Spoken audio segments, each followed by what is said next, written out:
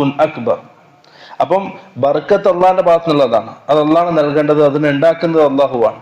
ആ ബർക്കത്തിനെ അള്ളാഹു അല്ലാത്ത ഒരാളോട് ചോദിക്കലും അള്ളാഹു അല്ലാത്ത ഒരാളോട് തേടലും അത് അള്ളാഹു അല്ലാത്ത ഒരാൾ നൽകുമെന്നുള്ളൊരു വിശ്വാസവും ഷിർക്കുൻ അക്ബർ. അതെന്താണ്?